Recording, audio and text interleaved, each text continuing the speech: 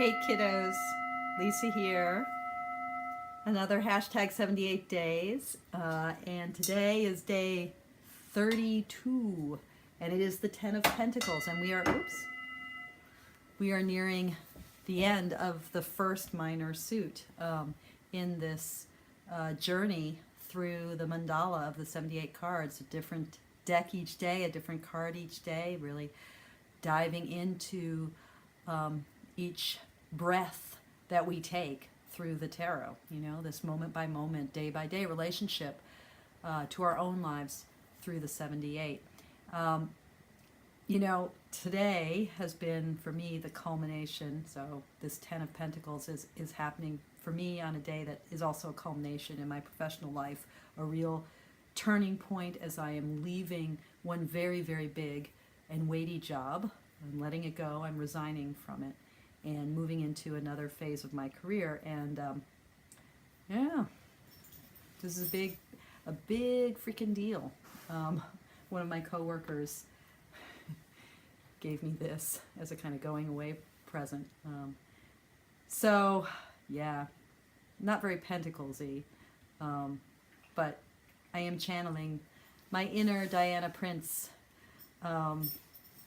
Yeah, being fabulous. I by the way, this Diana Prince has a streak of purple in her hair, so she's truly the most fabulous of all Wonder Women.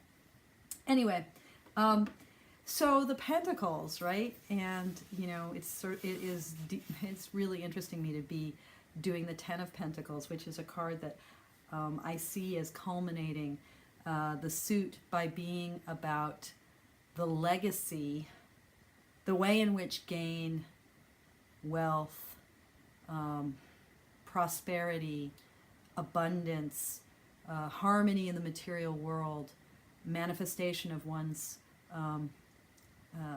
desires and one's will, ways in which that transcends the limits of the self in the context of the legacy that we leave for the future. And so, you know, this is the card on the day that I am leaving a job, and it's not like I'm worrying about my legacy, but I'm aware of the ways in which my individual efforts have an afterlife or not, and how the work of my individual kind of energy, how that ripples into the world and spreads on into the lives of others. And you know, it's weird to leave a job. It's weird to say goodbye and walk away. Liberating, and also it's a little bit like a death. It's a little bit like something that entails grief. So that's, yeah, so that energy is here today. Yeah. Interesting. Okay, so maybe I'll say a little bit more about that in a minute. And this may be a kind of short video because I don't know that. Yeah, I don't know. I feel sad. You know, well, melancholy, wistful. It's a bittersweet day. Anyway, the deck that I'm focusing on here is After Tarot, which it's a deck that I just got. And I talked a little bit about it yesterday. Pietro Ligo is the kind of the designer behind it, and the book is by Corinne Kenner. The artwork is amazing. It's just this person's name, Julia Massalia. You know, just really, she's brilliantly channeling Pixie's artwork. So the whole conceit of this deck is kind of tipping a few moments into the future from the famous imagery of the cards, and the ways in which that opens up the meanings of the cards. You know, the 4 of Pentacles really becomes like, hey, dude, you can't take it with you. Oops. The 5 of Pentacles, you know, sort of an even more burdened beggar coming on their way. And the 6 of Pentacles, my reading of the 6 of Pentacles, which was a little bit shadowy and cynical, talking about the idea of measuring and a kind of charity that is a little bit calculating. In this vision, you know, we see that this figure is just, he's passing out money to whoever comes by, and there's a kind of ongoing cycle of beggars. I love that. He's taken his harvest and going. The apprentice, the craftsman, has produced something glorious. We talked a little bit about this card yesterday.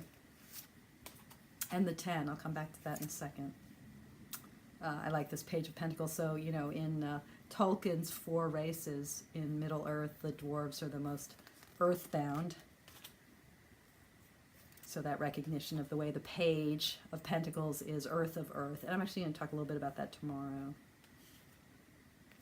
I love this image. Okay, so, you know, the 10. Oh, by the way, the backs of these cards are really nice too. So, you know, just thinking about the traditional imagery of the 10 of Pentacles, which already talks about a movement beyond the prosperity and comfort and individual sort of invitation to rest in the garden that you have built, or the garden that you have achieved, that we see in the 9. The 10 of Pentacles moving forward, moving beyond the individual, and the classic, oh, I don't have my iPhone with me, but the classic depiction of this card with the patriarch and the family, and the sense of, you know, the way that the generations embody a kind of prosperity. This version of the card, looking 1 minute later, shows us the ways in which the material gain of the 9 becomes the repository of wealth. And that to me is, you know, the whole kind of message of the Pentacles ultimately is, you know, how do we find abundance in the world, and an abundance that extends beyond the limits of the self, that creates a kind of treasure chest, whether it's spiritual or material, however we understand that treasure, that can nourish the future, that can become what we leave behind, the legacy, that becomes the way that the individual expands out beyond her boundaries into community, the ways in which the life cycle of an individual extends into the next generation. So that's really beautiful, you know, and also this idea of accumulation of wealth. I mean, how do we do that in a world that doesn't then create disparities between haves and have-nots? I mean, as we see in the way our own relationship to the natural world, our own relationship to resources pans out in today's society, accumulation in one place means depletion in another. We keep finding ourselves with inequities, right? And those inequities then often have dire consequences for the natural order of things, for nature, for other humans, for other life forms. So I see this card with its incredibly rich depiction, literally rich depiction of how gain becomes wealth, and wealth becomes treasure, and treasure becomes the gift for others, for the future. I see here an invitation that we do, each of us, invest in our own treasure chests, thinking about those around us and those to come, thinking about the ways in which this moment, this human life, inevitably opens up into the future. And that idea of opening up into the future is really what this deck is all about. So, you know, Corinne Kenner writes on the back, most of us are familiar with tarot card images. They become part of our collective wisdom, snapshots in time, frozen in place, permanent and unchanging. But the river of time is constantly constantly flowing. And the tarot cards we're used to seeing don't tell the whole story. The fool doesn't stand on the cliff forever.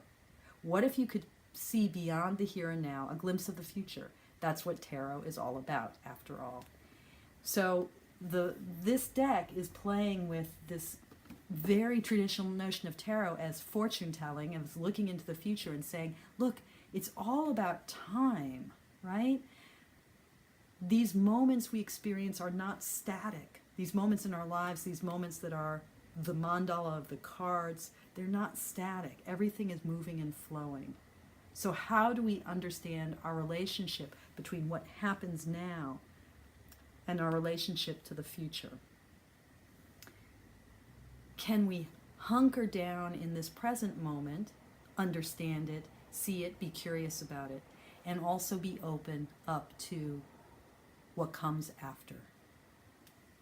I think that sense of opening up to the future is precisely what the Ten of Pentacles is all about. October Skies, in her comment to, or his comment, I actually don't know the gender, in their comment to my,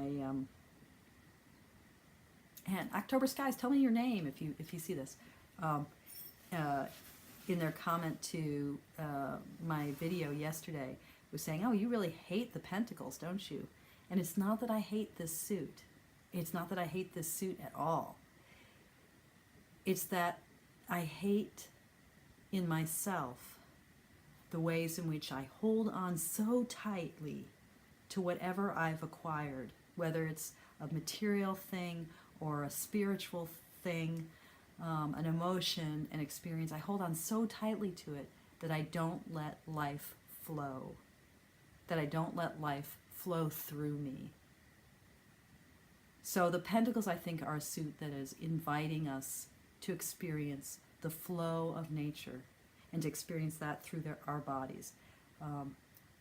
And in its shadow moments, it's a suit that is inviting us to notice the places where we don't let that flow happen, to the places where instead we invite death as the cessation of all movement. Okay, I think that's all I got. Yeah. Go forth and be glorious. Thanks all. Thank you for watching. And as always, thank you for your practice.